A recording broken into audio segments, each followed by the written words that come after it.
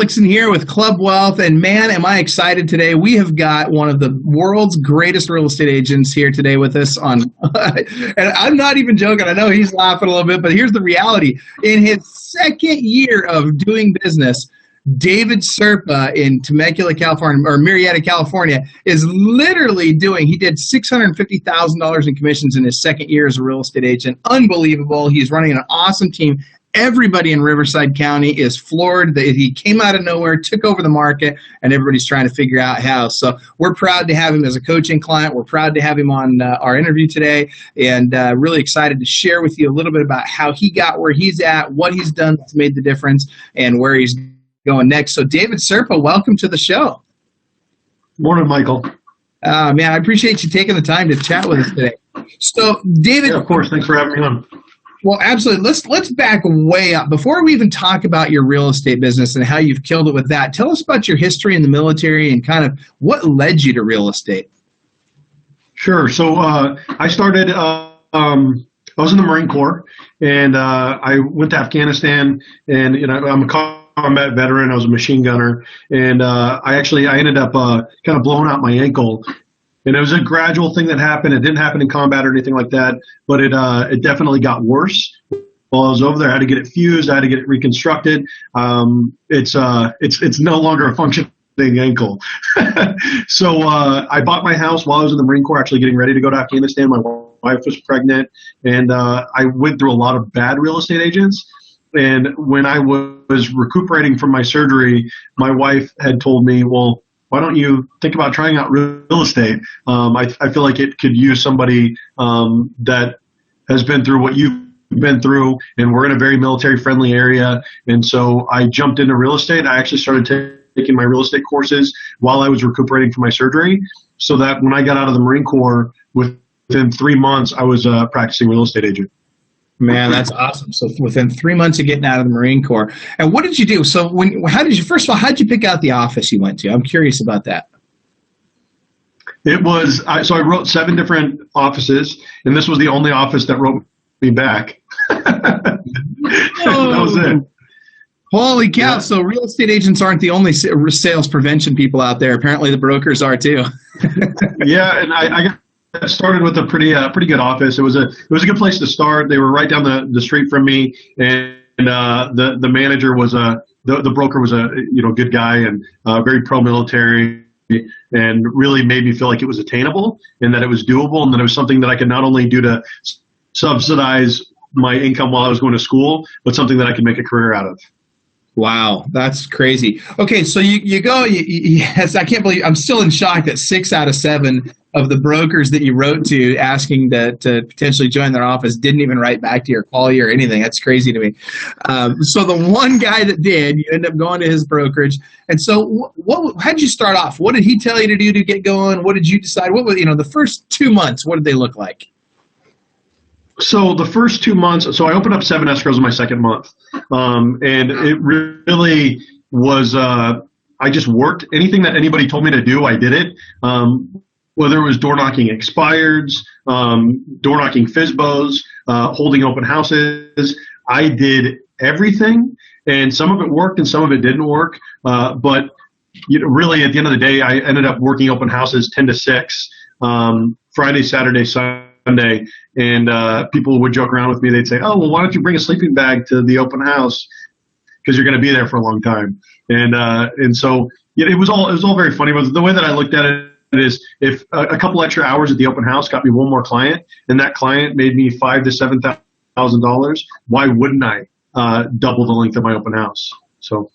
Yeah, no kidding. I mean, so I'm looking at this. Just to recap, Friday, Saturday, and Sunday from 10 to 6, you held open houses every week. Sure, and that's how I got probably 95% of my business in the first year that I got into real estate was working open houses, and I made more in my second month in real estate than I had made in the year prior, and as a machine gunner in combat. So that was a huge jump forward for me. And then I guess I looked at my junior college schedule and I said, maybe I don't want to do this. Well, I think that speaks also to the sad state of compensation for our people in the armed forces. That's unfortunate that they're not making more than they are. They're getting shot at. Yeah, but it's service. And I think that a lot of people that you'll talk to believe that it's service. And I never went in there to make a lot of money. I went in there to do my part. And so that's the way that I look at it. Yeah, good for you, man. Good for you. That's awesome. Okay, so those 7 transactions in your second month I'm still blown away by that. You literally had 7 transactions in escrow in your second month. Of those, were 90% of those open house traffic, or where did they come from? Those 7. Yeah, every single one of them was open house traffic, except for one was door knocking an expired listing, and that expired listing, he said, "Well, I actually don't want to sell this house, but I have a house right down the street that I'm thinking about selling." And so I basically followed him in his car. He said, do you have anything going on? Can you look at it right now? I said, I got about an hour and a half, but realistically I had a whole day. And so we drove down there and we took a look at the house, and we listed the house a couple weeks later and actually double-ended that house at the open house. Fantastic. And then the person that I double-ended that house with, they actually referred me to their mother, who wanted to buy a house down the street, but that wasn't until about 7 or 8 months later.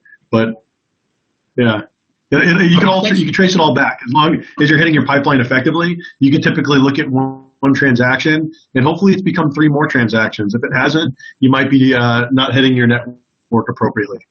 Oh, absolutely. No, I completely agree. We've got a blog post on the Club Wealth website about how to do open houses, and there's checklists in there. So for those of you that are watching this, if you haven't already taken a look at that blog, go through it, watch the video. There's about a 45-minute video on how to do open houses. But David, I want to hear from you what you have done on open houses and what you think makes them special, and what kind of traffic were you getting, and how did you increase traffic, all that stuff.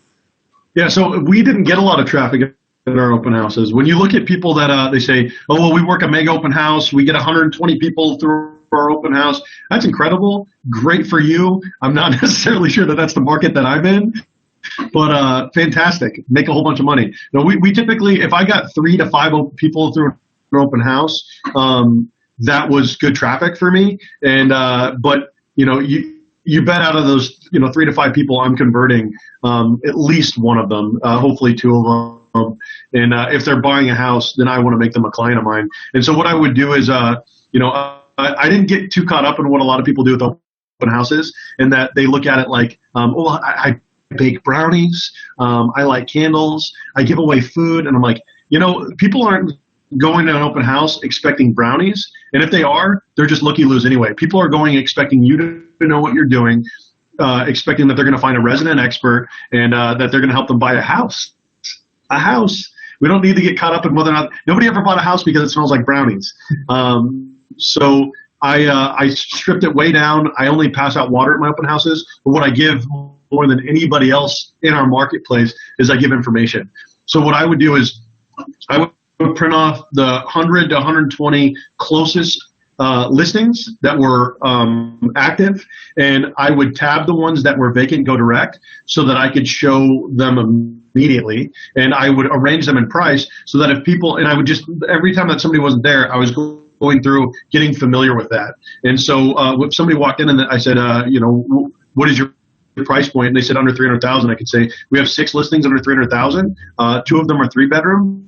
4 of them are 4 bedrooms, and they're all within a mile and a half of this area. And I can actually show you 3 of these houses today after the open house. Are you available today at 4 o'clock? And then that way you make a client out of them immediately, because when you meet them at the open house, there's a tendency amongst real estate agents to say, oh, well, man, I got 4 new clients out of it. Well, they're not a client until you meet them outside of your open house. Until then, they're still a prospect. And so my goal with an open house was to make them a client immediately. So I wanted to have at least 1 showing scheduled after my open house every single day. That was my goal. That's huge. And I love what you're doing. You've always come prepared with additional listings in the area in the same price range and different bedroom counts and bedroom, bathrooms. So you know that when you talk to them, you've got something to offer them rather than just, well, Absolutely. I can set you up on a search or, can we meet at my office and discuss a buyer agency agreement or whatever. So Negative. that's awesome. So how much pushback did you get from that? I mean, did you get much pushback, or was it just, people were like, wow, that's great. I'd love to go take a look. So when people are out looking at open houses, they're really looking for you to provide value for them. And every single one of them will say, oh, I'm just looking. But they wouldn't have shown up in your open house if they weren't at least interested in buying a house. And so what I will do is I'll try to find the compelling reason and stick onto that. And so, I'll say, well, what made you consider moving in the first place? Oh, well, typically one or the other will let it slip. And a lot of times it's the wife. She'll say, oh, well, the house is a little bit too small for us. And so I'll just kind of hold on to that. And I'll say, okay, well, how big are you guys looking to go? Well, we're looking over 2,400 square feet. Okay, so you're realistically looking in this price point, but a couple things to consider, and this is where the value thing comes in, is when you start saying, well, there are some 2,400 square foot homes and above in this neighborhood, and they're also in this neighborhood. But if you look in these three neighborhoods here, those tax rates are about 1.3 to 1.4%, whereas in these areas they're 1.9 to 2.2%. So if I could save you $300 a month and get you in a house that's bigger than your current house, is that something that you guys might be interested in? And if you can establish that value, that's what people are looking for. And so that's what I try to do quickly. I love what you're doing there with the tax rate, too, because it really sets you apart as an expert. I mean, I guarantee Absolutely. If they go to 20 open houses, you're the one guy that's talking tax rate. That's it. I mean, I'm fanatic about tax rate.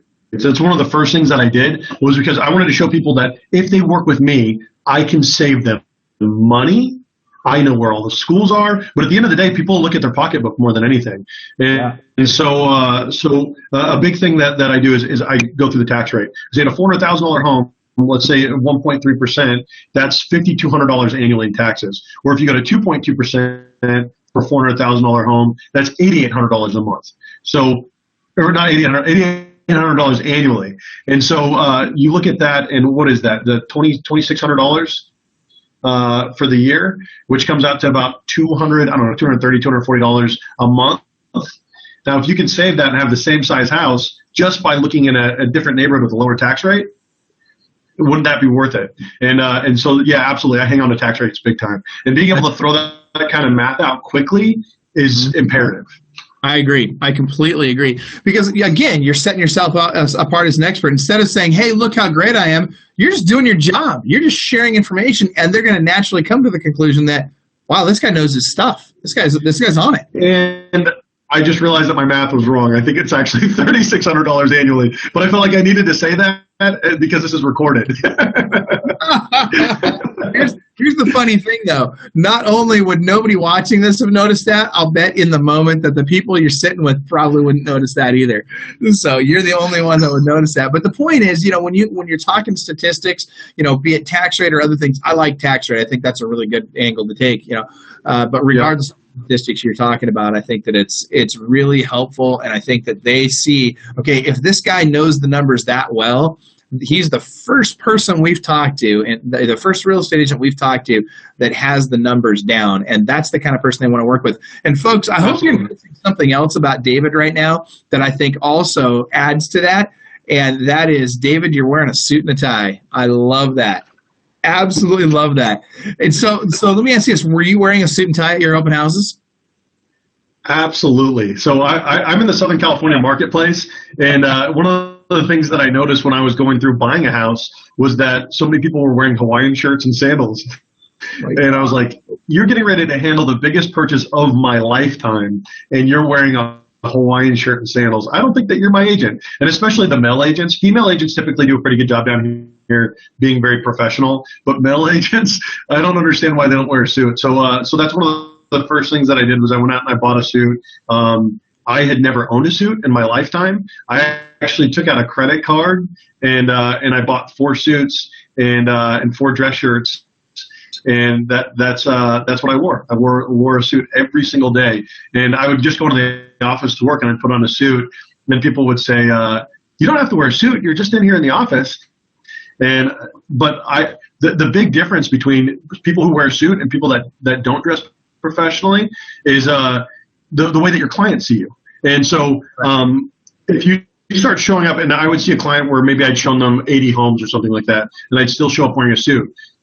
People that see you wearing a suit will respect your time because they understand that you're a professional and that you're not just a friend of theirs, that you're out looking at houses together. And so that was an important distinction for me. Oh, it's huge. It's funny. I've got a client, and I won't say their name because I don't want to embarrass them, but I've got a client, and we've had this discussion many times in the past, and this person decided to show up because it was a referral from a friend, somebody they knew. Actually, it was a good friend of theirs that they went on this listing appointment. It was for, I think, just over $1 million house. So not really, really high price, but it was $1 million house. And I've never got $1 million listing. And so he shows up to this thing in shorts. Yeah. And needless to say, he did not get the listing. And this, again, was a good friend of his, didn't get the listing, and later found out that it was because this person felt like, well, look, obviously you don't have a lot of respect for our relationship. You don't have respect for me as a seller, and I want to be treated like a professional. And, if you're not going to treat me with that level of respect, then I'll find somebody else to list my house. Give us a name, Michael. I'm just kidding. Give us a name. I wouldn't do that. Well, no, I'm not. No. that would be the end of that relationship, right? All right. So let me ask this. So you got a lot of advice when you first got into selling real estate. You got tons of advice from everybody. Everybody wants to give you advice. There's more free advice out there than there is anything else. You can get on all the groups on Facebook and the forums, and you go to anything. You go anywhere. Everybody's got advice for you. How did you sort the wheat from the chaff? How did you decide what advice to follow and what not to follow? So when you're looking at getting advice, so I also when I was 18 years old, I got dumped by my girlfriend that I kind of moved out of the area for, and I started lifting weights. And when you're the scrawny guy in the gym, I used to be 6'3" and about 165 pounds. Everybody wants to give you advice, but you just look at what they're doing and how they're put together, and you decide, is that someone that I want to get advice from? And it's the same thing with real estate. A lot of the times you'll have people who are well-intentioned. They want to be able to help you out because you're new, but they have absolutely no idea what it means to be successful. And a lot of them don't necessarily need the money. There are people that, it's a second career for them, whatever it is. But regardless, you have to look at people's numbers and decide whether or not that's somebody that you want to give weight to their opinion. And so I tried everything. I tell everybody I took the machine gunner's approach to real estate, which is accuracy by volume. And if somebody said, well, hey, go out, door knock expireds, I door knocked expireds. If somebody said, go talk to FSBOs, I talked to FSBOs. If somebody said, work open houses. And I just did everything until I found out what works for me. And so that's really, that was the way that I went about it. Long story short, I just did everything, but I also looked at where the advice was coming from. And a lot of the people that were giving me advice, I just didn't take it because they were like a scrawny guy giving another scrawny guy lifting advice at the gym. That's awesome. That's like never taking weight loss advice from a fat guy, right? That's why I don't ever give weight loss. That's funny. All right, man. Good for you. So, but it's funny because we actually, we're joking about it, but at the same time, it's so true. We talk about this with coaching. Why would if I'm trying to learn how to make $1 million a year, how can I learn how to do that if I'm that have never made $150,000 a year? I mean, yeah. What's wild is you find in every market that it's overly saturated by these real estate coaches that are just failed real estate agents. That's right. And there's a lot of truth to when people say when people can't do, they teach. There's two different types of coaches. There are people that have done very successfully, and now this is kind of either a second income for them, or they're going into a new arena, or you find people that just didn't do that well at real estate, and they don't want to be going on listing appointments. They don't want to be working on buyers, and so they're like, or I just really like people. And these are the people that you have to steer clear of when it comes time to pick a real estate coach. And I was very anti-coaching, and you know that, Michael. I was very anti-coaching. I didn't have a coach for my first 2 years in real estate, it might have just been the dimples.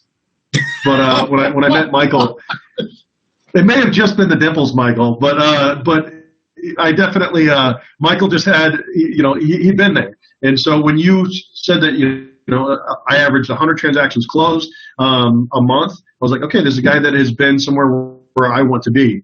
And sometimes you'll say, well, hey, look, if you do this, you're going to get more business. And I'm like, yeah, but I don't know if I really want to do that. Maybe I'd be happy with 50 listings closed a month. Maybe I'd be happy. That's one of the things I love about you, David, is, just because I give you advice on something doesn't mean you're going to do it my way. And I love that about you, because at the end of the day, it's your business, and you've got to do what jives with who you are, with your personality, with your value system, and all that kind of stuff.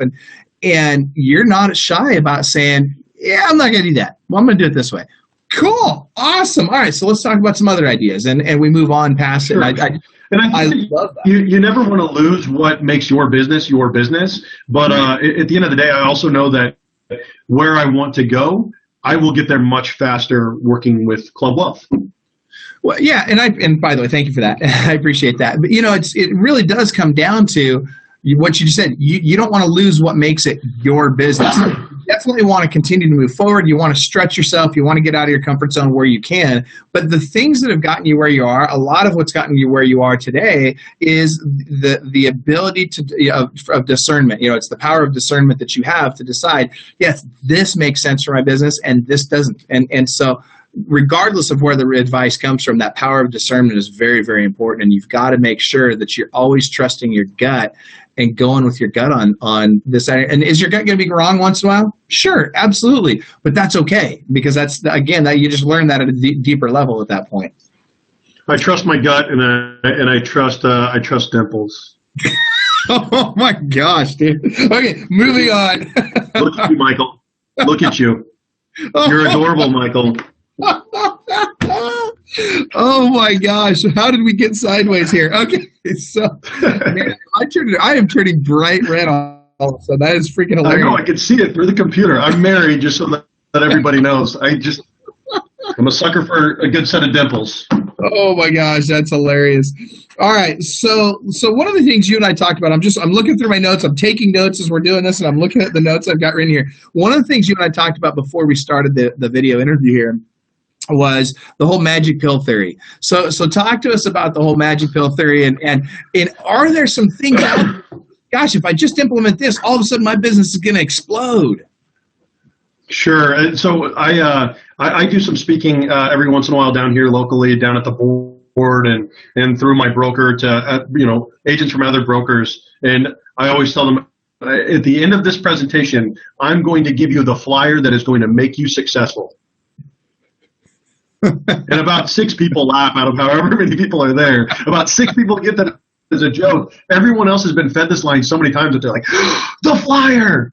He's going to give us the flyer. And there's no flyer. There's no secret pill. And I like to say that there's no path to success that doesn't lead through hard work.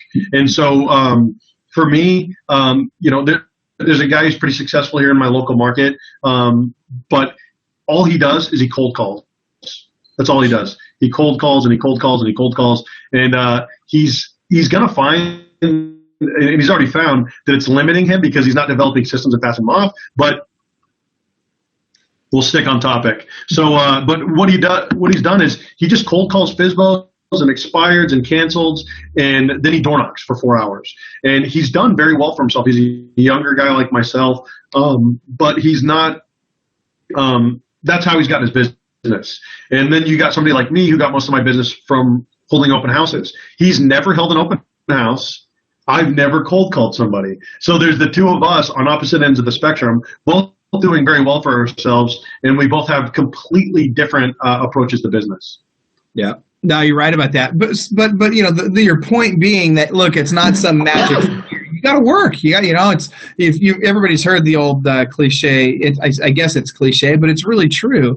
That success is missed by most because it comes in overalls, and it looks like hard work. That's right. Yeah. And people they don't want that. They don't want to put the overalls on and work hard. They want to it always cracks me up. Somebody will sign up for coaching, and this is never the case with our tier 2, 3s, and 4s. It's not often, but once in a while the case with our tier 1s that sign up. They'll sign up for coaching, and then in 2 months they want to quit coaching. And they say, well, I've been coaching with you guys for 2 months, and my business hasn't grown yet. Well, hello. I mean, it's like that's like planting a seed and saying, well, I don't have corn in my field yet after 2 months. It's like, look, you gotta water it, you gotta cultivate it, you gotta work the land, you gotta do something, you gotta engage. I always tell my team that they are being currently punished or rewarded for the work that they did or did not do 3 months ago. That's right. And I was a kind of an anomaly in that I opened 7 escrows in my second month. That's not normal.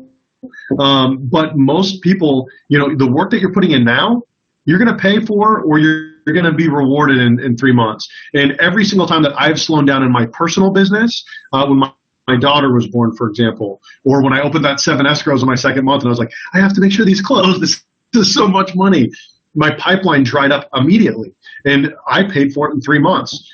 And so you really you have to have your eye on the long term in real estate. Don't ever get caught up in the water cooler, crap of where people say, can I say crap? I said crap. So when people say, you're not going to make any money your first year, you're not going to make any money. They should be saying, I didn't make any money my first year. For me, that wasn't an option. I had a wife and a kid. I just got to, for me to not make any money my first year, that's just insanity. But when people say, you're not going to make any money your first year, let them have that. That's theirs. That doesn't have to be yours. But that being said, understand the work that you're putting in now, it's either going to pay off or not pay off in 3 months. That's right. No, completely agree. I love what you're saying too. I mean, it's not about whether it's worked or not worked for somebody else does not have to be your reality. You can choose to make yourself successful, and there's plenty out there. There's plenty of people. You look at, a lot of times immigrants to the United States, they come in here and they kill it. Why do they kill it? Yeah. Because they're not entitled. Because they don't have this entitlement mentality where everybody in the world is going to take care of me. No, they get in there and they work hard. That's what they do. Yeah. That's the American dream, right? Yes, absolutely. That's why people their lives become. I don't know what it is, but real estate really it attracts a couple of different types of people. But more so than anybody, it attracts people who want to work when they want to work, and want to be their own boss. And these are two myths that just should be shattered right from the get. You should never get into real estate because you want to work when you want to work. You have to work when your client wants you to work, but you also have to establish boundaries. The second, that I want to be my own boss. If you're doing real estate right, at any given time, you may have 35 bosses. And when they want to get a hold of you, when they want to talk, when they want you to work, you got to work. It's not up to you anymore. That's right. No, you're 100% correct on that. I agree with you, man. It's funny when people they come into the business and they think, well, I'm going to have this easy schedule now, and I'm going to, I can do all this other stuff, and I'll squeeze real estate in where I can. Man, that's not going to happen, because there's guys like David Serpa out there who are living, breathing, eating, sleeping this stuff, and they're crushing it and making it happen. Now, there's two things that you just discussed that I want to make sure that we touch on. One is team. We'll come back to that in just a second. But the other is balance. Now, one of the things that you and I talked about when we first started coaching, and I'm going to call you out on a little bit because it's so hard for everybody. And we talk about the perfect daily schedule, and very importantly, as part of that, we talk about taking that one day off every week. Our kind of our core belief at Club Wealth is no success in the world can compensate for failure in the home. And yet, most real estate agents are working 7 days a week. Now, they might not be working, 10, 12 hours a day, 7 days a week. A lot are. But at the least, they're engaging in work-related activities 7 days a week. So one of the things you and I talked about, David, when you came in and began coaching with us was the need to take that 1 day a week off. So talk to me about that and how that was for you to get your head around it, and how it's been for you since you did it. And what's interesting about these people, Michael, that work the 7 days a week and do the 12 hours a day and they say, oh, I'm always available to my clients. I'm always available. They look down on people that take a day off a week. They're like, oh, well, you're not really in it. It's like, no, I develop the systems and set up the expectations with my clients so that I can take time off when I need to take time off. And so I've been taking 5 to 7:30 off for a long time now. 5 to 7:30 every day. I have 2 little ones. I have a 3-year-old and a 1-year-old. We do bedtime, bath time, story time. And I tell my clients this immediately. At the listing presentation, at the open house when I first meet them, I tell them from the get, I take off my time from 5 to 7:30. I also tell them that I have an assistant that schedules all the showings so that if they have a call that comes in and I'm the only person answering the phone, they'd be in trouble. But they have my assistant who's scheduling their showings. But the other thing is when you told me to start taking Sunday off, or you said pick a day, I don't care what day it is, and start taking it off. I was I was like, okay, well, how much do I need Michael? But I know that I needed it. My wife needed it. My kids needed it. And it's a Monday morning right now for those of you watching this recorded. And it's 8 o'clock in the morning when we started this phone call. I started work at 5:15, which is when I start work every morning. But when I turn on my phone Monday morning, it sounds like a pinball machine. But it was good for me. I've started doing things like taking my whole family to the beach or going out to the river, or my phone just it's not always there. And but I've also developed systems to support that. But even if by yourself, even if you are at the very beginning of your career, this is something that you can do. You just have to establish the guidelines. Now, as a buyer's agent or somebody that works with buyers, I suggest doing that during the week because it's just a different type of schedule. Whereas if you work primarily with listings, that's something that you could do during the weekend because escrow and banks are closed anyway. But it's important to find that balance. And I didn't realize just how important it was until I was looking back at the last 2 years and thinking, I have not taken a day off in over 2 years. I've got to get back to not only just my family, but to myself a little bit. And I'm getting fat, Michael. I'm getting fat in a hurry. I left the Marine Corps and I just jumped into real estate and I'm getting fat and I'm getting pale. And so next step is going to be taking a little bit of time off in the morning and working out a little bit. There you go. So I can stop looking at myself at an up angle in this webcam and stop feeling so self-conscious. I love it. Yeah. Now some would say, yeah, but your bank account's getting fat too, and that's all great, and it's true, it is. But This is true. but you hit the nail on the head. Where you've missed a lot of quality opportunities to spend time with your family over the last couple of years. You don't get that back. No, you don't. And so and that was it's funny. One thing I heard in what you were just saying was, are you literally not taking your phone with you on that day at sometimes, or are you shutting it off? Absolutely not. I wake up. So Saturday night at about 10 o'clock, 11 o'clock at night, I put it in my bedside drawer, and I leave it there until Monday morning. Whoa, that is right. I'll tell you right now, a bunch of agents just passed out on the floor as you said that just now. They are literally laying on the floor. Wake up! I'm not kidding. So I do. Saturday night, about 10, 11 o'clock at night, I put it in my bedside drawer, and I don't take it out again until Monday morning. And the reason why is because it is physically impossible for me to have my phone or a computer and not work. Why? Because when I'm on Facebook, I'm working. People are getting a hold of me, or my clients. A lot of my clients friend me on Facebook. I'm very public. A lot of people know me. I'm very known in the community. So I get a lot of prospective clients that friend me. And if they see me posting on Facebook, but they know that my phone's off, that might also rub some people the wrong way. So I jumped in 100%.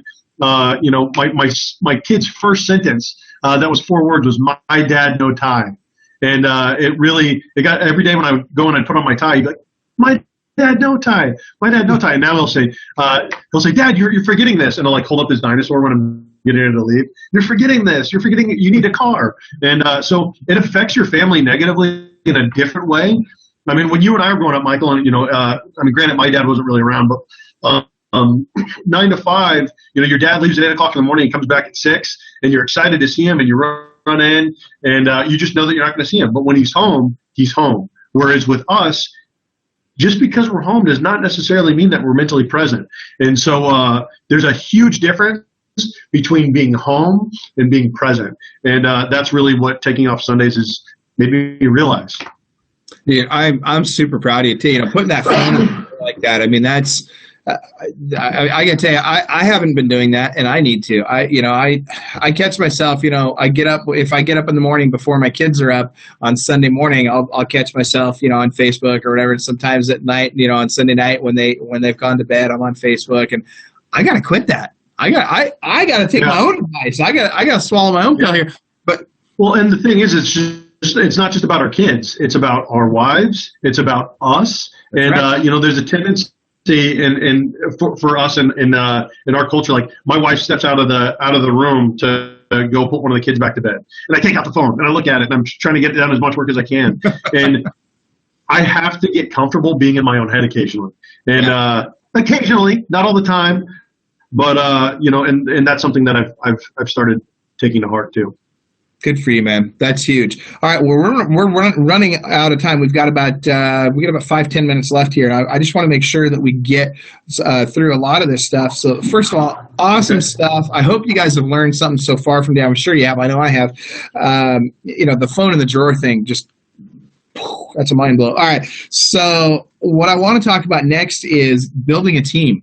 So you went from being the Lone Ranger to having a world-class team. Literally, I mean, your team is the envy of many teams across the country right now. Tell us about your team. Tell us why it's different, and tell us how you built it to begin with. What was your first hire? What was your second hire? How did you get them to come onto your team? All that good stuff. So I started my team with a fellow Marine, actually. His name's Rob Morrow. And Rob, his wife was an escrow assistant.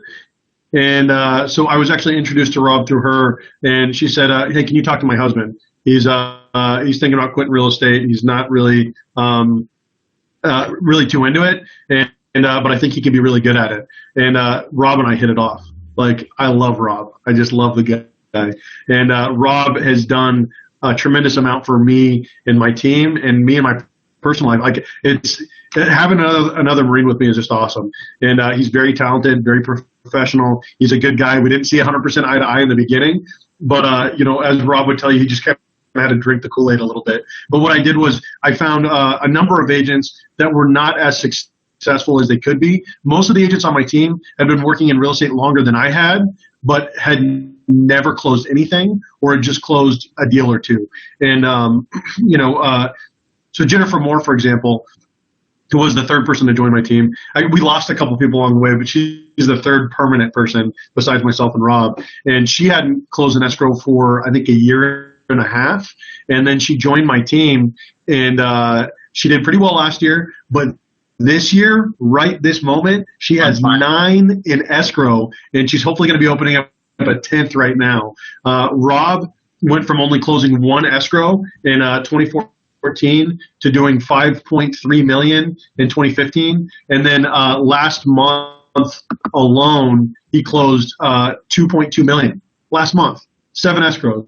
That's huge. And so you've got Jamie and Davida and Damien, and they're all doing better with us. And I think that the big thing is finding the right people, finding the people who have the ability to be great agents that are already great people, and then training them and cultivating their careers so that they're strong, independent agents. And so that's what I was looking for. I don't take new agents on my team. If somebody's right off the gate, they don't understand what you're giving them.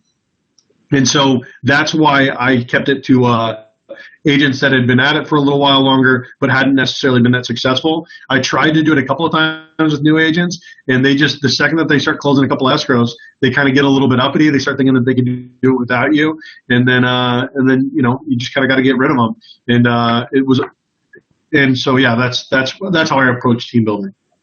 That's huge. One of the things you talked about that I think is really important, and I hope people caught on to, is that it's not about hiring people that have all the skills and all the talent already. It's about hiring people that have the right potential. They've got the right attitude, I would say, and tell me if I'm wrong about this, but I have a feeling what you're really saying is, look, these are people that had the right attitude, and I took people that have the right attitude, and they were able to fit into our team, and they were able to take that attitude with the skills and the systems and the processes that we taught them, and we made them, we made accessible to them. All of a sudden, now they were able to take their already great talent. Absolutely. Yeah. Absolutely. I mean, you take somebody like Davita Parker, or Jamie Burlisle or Damian Simon, like all these people that are on my team, they already were good people with great work ethics. They just didn't have anybody pointing them in the right direction. And so, now they're all awesome. Now they're all awesome. So that's huge. That's awesome. Okay. So let me ask this. So what is it that makes your team different than other teams? Because there's lots of teams out there. So why would somebody want to be a part of the David Serpa team instead of the 100 other teams they could join? Because my team actually does business. No, I'm just kidding. So you get a lot of people that start teams that have no business starting a team. They don't understand it. They think, oh, well, the teams are successful now. The Team Ferry just came out and said that teams are the future. And what is it? What was it? Tom Ferry, Mike Ferry just came out with this video talking about how teams are the future of real estate. And it's like, you just now figured that out? We're here. The rest of us have been here for a little while, but it's nothing against him. I know that he's great for certain people or whatever. Not my business model, and I probably shouldn't be blasting other coaches like on this video. But anyway, I'm glad you said it. I can't.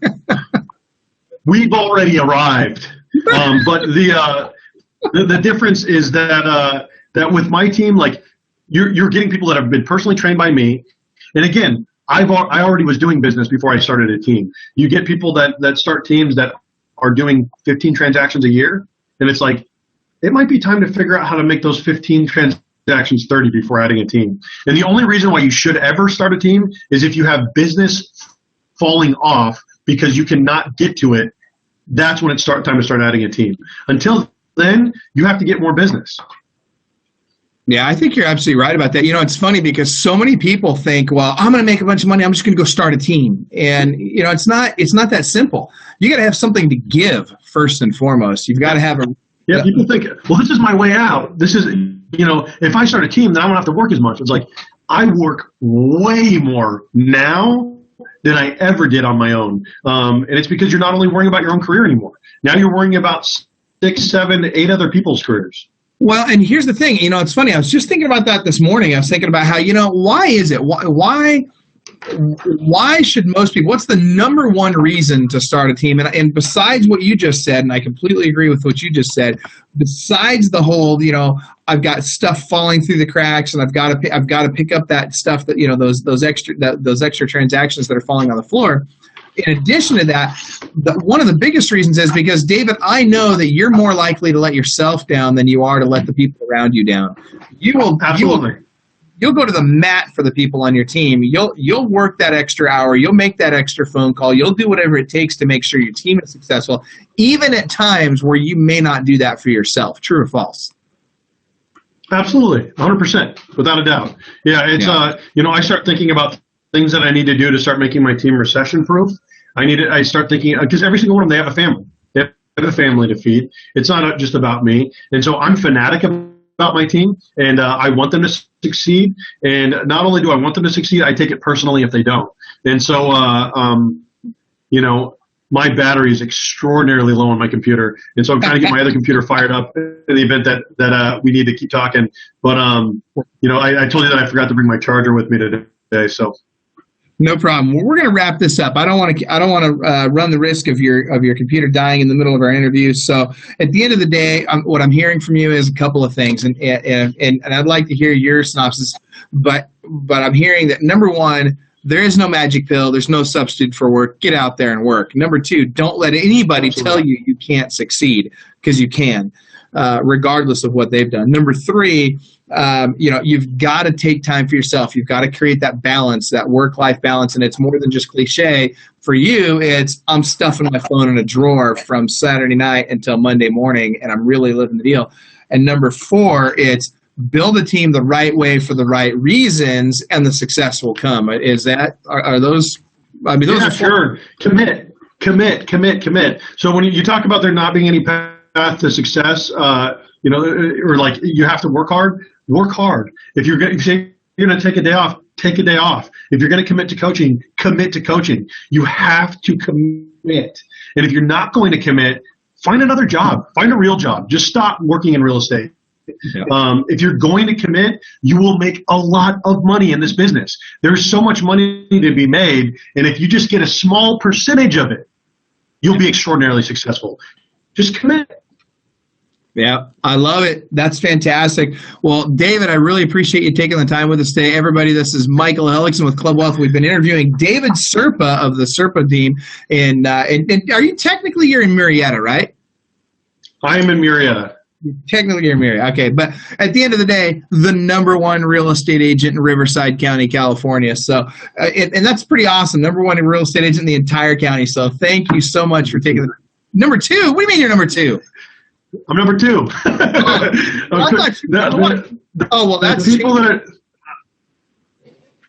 That's changing, man. We're being #1. Oh, there it goes. His computer just died. Knew that was going to happen. All right. So bottom line, David Serpa is a rock star. I really appreciate David taking the time to be with us today. I hope you guys have enjoyed this rock star interview, this world-class agent interview with David Serpa of the Serpa team in Marietta, California. So everybody have an awesome day. And, hey, check out our other blog posts and our other interviews on our website at clubwealth.com. Don't forget about the blog at clubwealth.com/blog. Lots of great information there. Hope you're having a fantastic day. And remember, you are world class.